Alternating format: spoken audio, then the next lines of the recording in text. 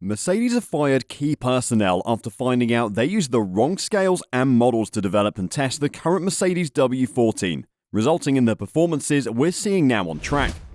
Several of the four front-runners at the start of the 2023 Formula One Championship underperformed in Saudi Arabia compared to Bahrain.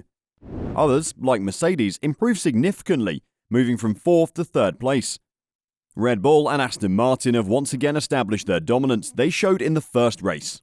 But even though Mercedes improved, there's a lot going on behind the scenes. So much that they decided people had to be let go.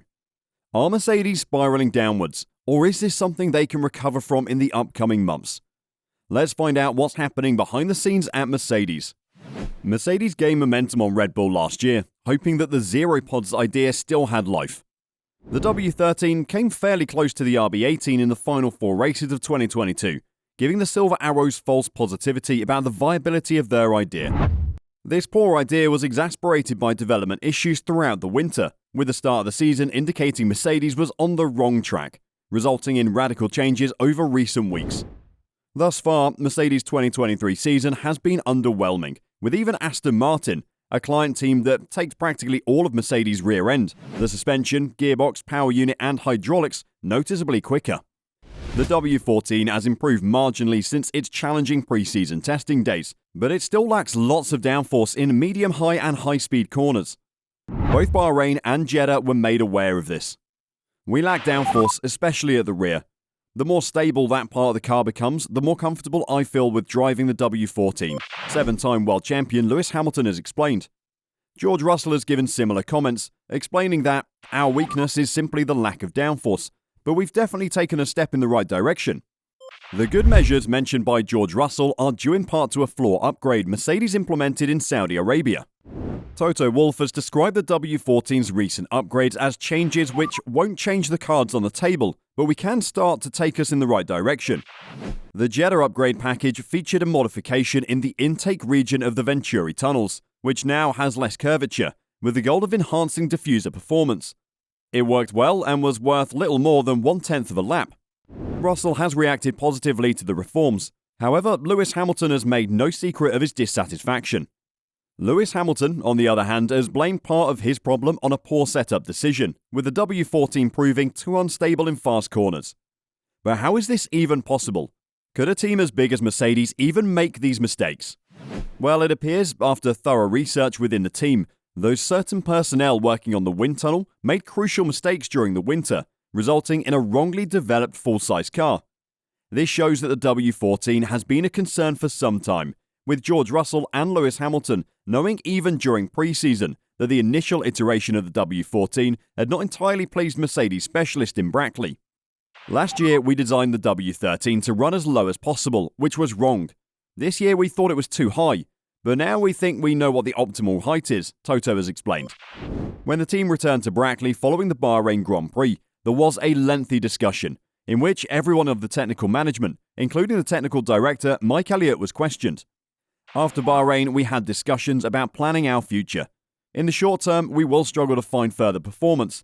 Longer term, we'll focus on development on trying to take Red Bull, said Toto Wolff during the second weekend of the season. In Bahrain, Mercedes discovered the answers they sought. We needed to have confirmation that we went in the wrong direction for development in the winter. Now we have it, Toto Wolff explained in Saudi Arabia.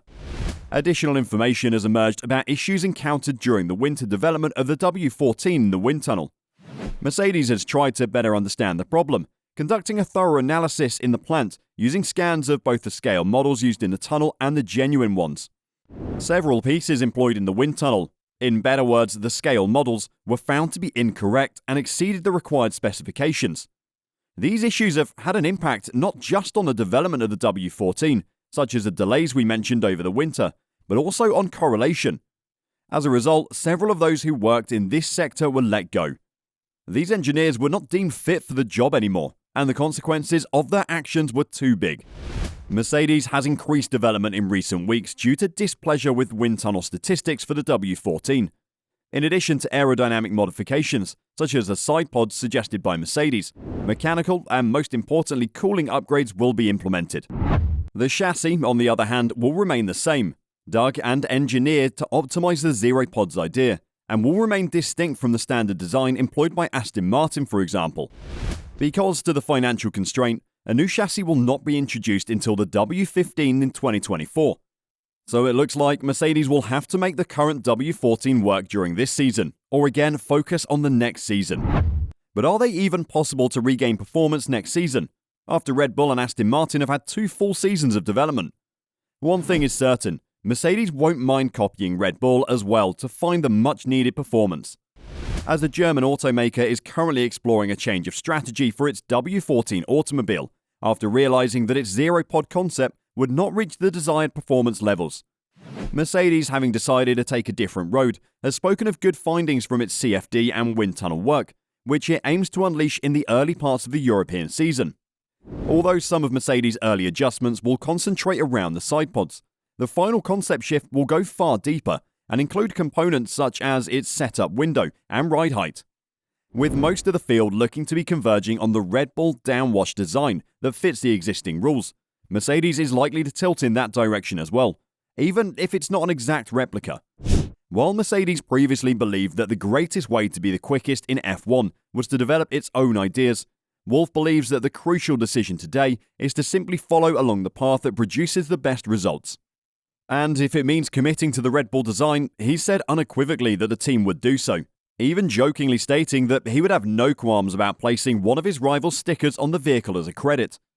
"I think at this stage, we have no dogmatism of how the car should look like," explained Wolff. "It just needs to be the quickest possible race car. And if that car looks like a Red Bull or like SpaceX, I don't care. It just needs to be quick. And if it's a Red Bull, we'll put a little bull somewhere with a sticker, and I'll have no shame if it's quick."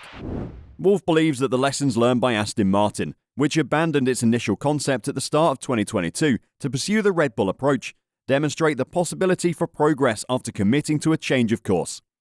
Definitely, what Aston Martin has done proves that within 6 or 7 months, you can gain so much lap time that it makes you play very much at the front, so that is good to see.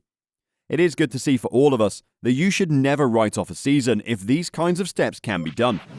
Although the side pods have received a lot of attention in the new direction, Wolff believes that the main aspect is the holistic approach to where the car is run relative to the track and how it is set up. I think the biggest change that we made is actually looking at where we want to have the car set up in its sweet spot, he said. "We'd been too low last year, we've been too high this year, and now we believe we know what to land on." Obviously, everything else follows in terms of floor and bodywork that you want to achieve, so I don't want to sound too foolishly optimistic, but at least we see low-hanging fruit with things that are encouraging. What are your thoughts? Should Mercedes have kept the people responsible for the huge mistakes on board? And will Mercedes be able to regain momentum next year if they decide to make a chassis like Red Bull and Aston Martin? Or will they be able to bring that bit of magic this year? We want to hear from you in the comment section down below. Thanks for watching today's video. Don't forget to subscribe to the channel and we'll see you in the next video.